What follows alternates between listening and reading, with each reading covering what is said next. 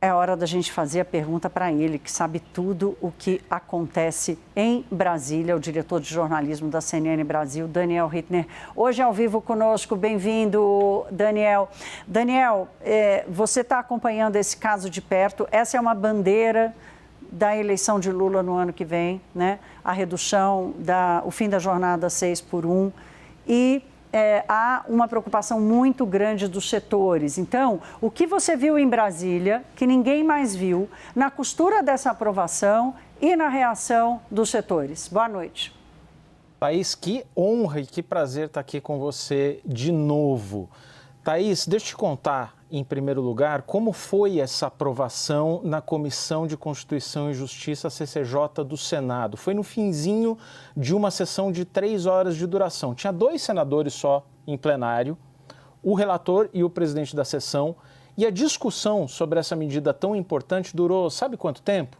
Menos de 2 minutos.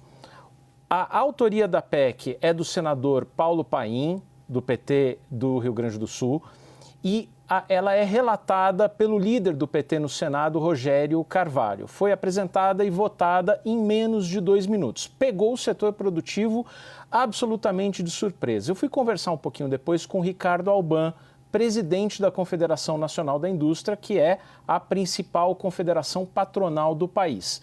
Ele chamou a aprovação da PEC de inoportuna e eleitoreira.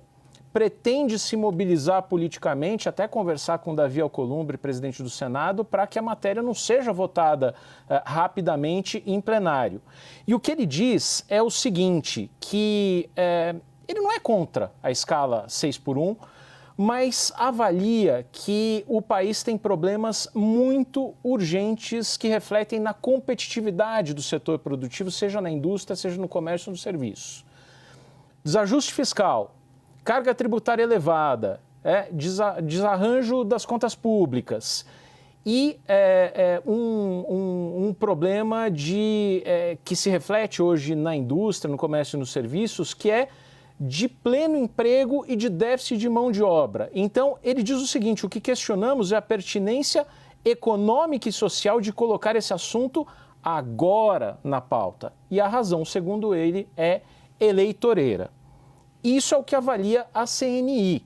É uma pauta importante para o governo e para o PT, e o bastidor que eu trago, Thaís, é que justamente para dirigentes do PT, o grande lance do fim da escala 6 por 1 ou da redução da jornada de trabalho não é aprovar agora. Não é aprovar nem no Senado e nem aprovar na Câmara. O PT e o governo entendem que esse tema vai ser o que foi em 2022 a promessa de baratear o preço da picanha e da cerveja, de dar isenção de imposto de renda para trabalhadores que ganham até R$5 mil. Ou seja, acenar com um futuro de esperança, de dias melhores. E assim como, na cabeça do PT e do governo, se entregou o compromisso de isenção do imposto de renda, vamos entregar 2 pontos. O fim da escala 6 por 1, redução da jornada de trabalho, e tarifa zero de transporte público, que são pautas que dialogam com o eleitorado mais popular.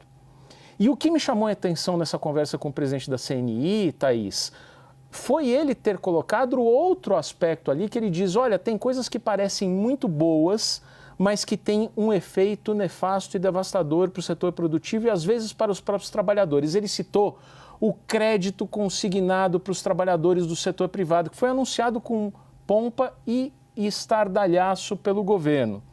O que se tinha como ideia, segundo ele, era trocar dívidas mais caras por dívidas mais baratas.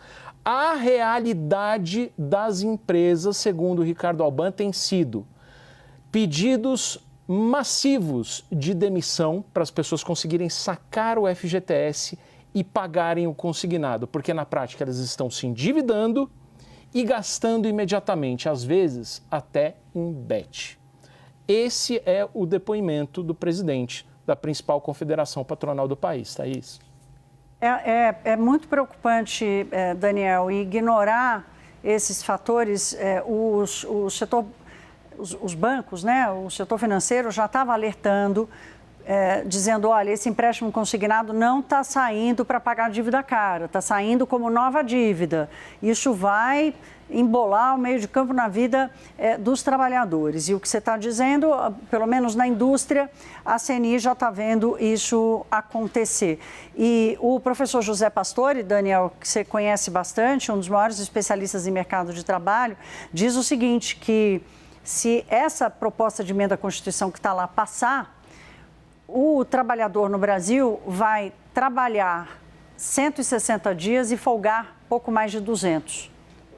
Então, o Brasil vai criar uma situação em que nós vamos ter uma carga horária menor do que da Noruega e vamos ter uma remuneração pelo trabalho num ano em que haverá mais folgas do que trabalho.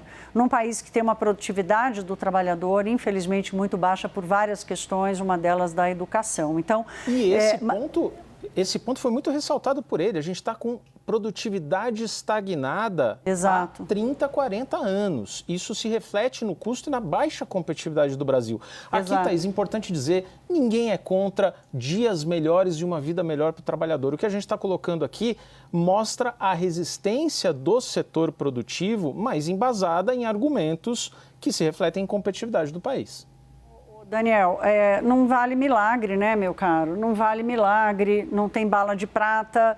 Essa é uma construção que o Brasil precisa fazer, né? Com realidade, com realismo, e que isso não acabe impactando na vida exatamente de quem mais precisa, que é o trabalhador. Meu caro, obrigada. Até amanhã. Se prepare para a pergunta do que você viu em Brasília que ninguém mais viu. Esse é o Daniel Hittner.